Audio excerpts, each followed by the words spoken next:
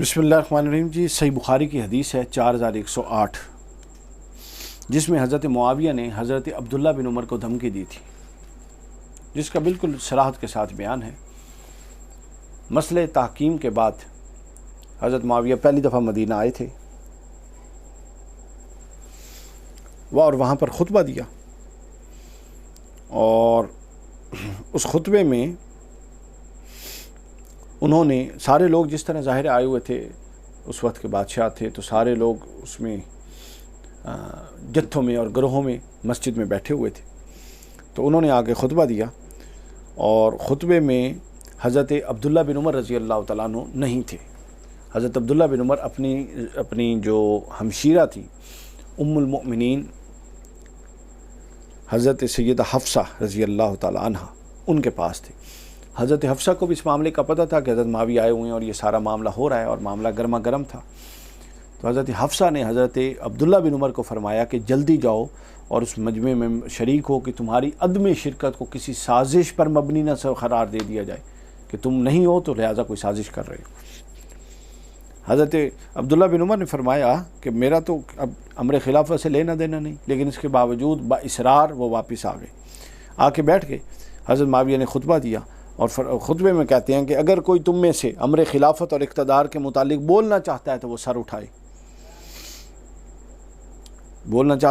اٹھائے، اور میں دیکھتا ہوں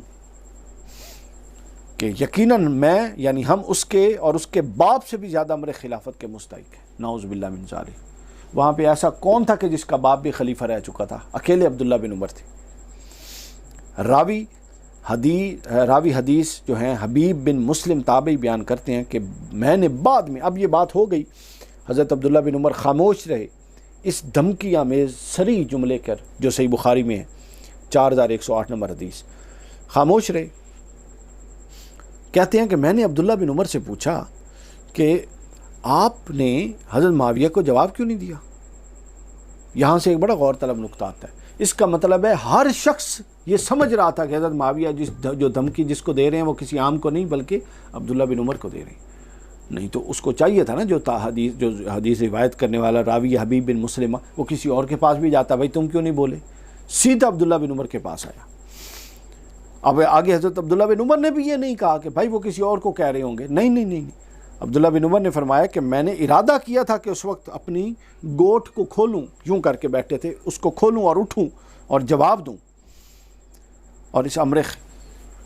اور ان کو بتا دوں حضرت معاویہ کو کہ امر خلافت کا وہ تم سے بڑھ کر حقدار ہے جس نے تم سے اور تمہارے باپ سے اسلام کی خاطر جنگ کی تھی۔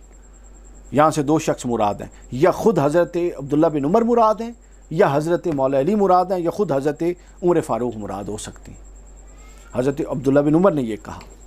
یہ مرادی تین افراد میں بتا رہا ہوں، حدیث کا حصہ نہیں، لیکن یہ حدیث کا حصہ حضرت عبداللہ بن عمر نے کہا کہ میں نے ارادہ کیا کہ ان کو بتاؤں کہ تم سے زیادہ خلافت کے حقدار وہ ہیں جنہوں نے تم سے اور تمہارے باپ سے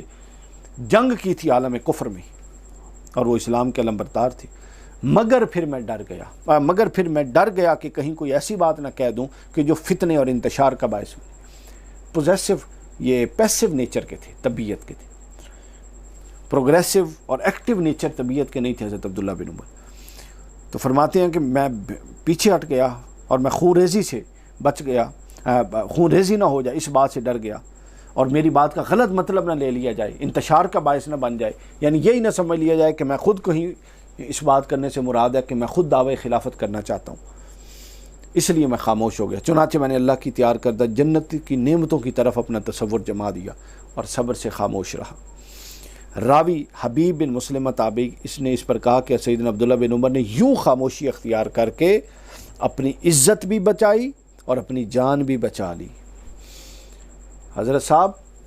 یہ تو قصے سناتے ہیں نا، بنو امیہ میں یہ ہوا وہ ہوا، عبداللہ بن عمر جیسے صحابی عزت اور جان بچاتے پھر رہے تھے۔ بھائی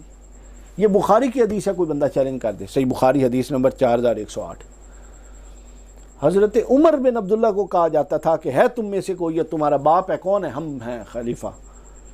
ٹھیک ہے، اور سارے لوگ اٹھ کے ان کے پاس آتے تھے اور وہ کہتے تھے کہ میں کہنے لگا کہ تم سے زیادہ حقدار وہ ہے جس نے تم کو اور تمہارے باپ کو مارا تھا اور تمہارے خلاف تلوار اٹھائی تھی جب تم لوگ کافر تھے، مگر پھر میں نے کہا کہ میری بات سے انتشار ہوگا غلط مطلب لے لیا جائے گا، لہٰذا میں خاموش رہا اور میں نے اپنی توجہ جنت کی طرف کر لی۔ تو لہٰذا یہ اس خوبصورت ملوکیت جس کا بہت زیادہ چرچے آج کل، کچھ ناسبی جو بہت زیادہ تر چرچا کرتے ہیں، یہ ان کے لیے تحفہ ہے یہ حدیث، کہ یہ وہ عظیم دور تھا جس میں صحابی یوں اپنی عزتیں اور یوں اپنی جانیں بچاتے تھے، اور یہ صحابی بھی کوئی عام نہیں، خود عمر فاروق رضی اللہ تعالیٰ عنہ کا بیٹا تھا۔ اس حدیث میں عقل والوں کے لیے بہت نشانیاں ہیں۔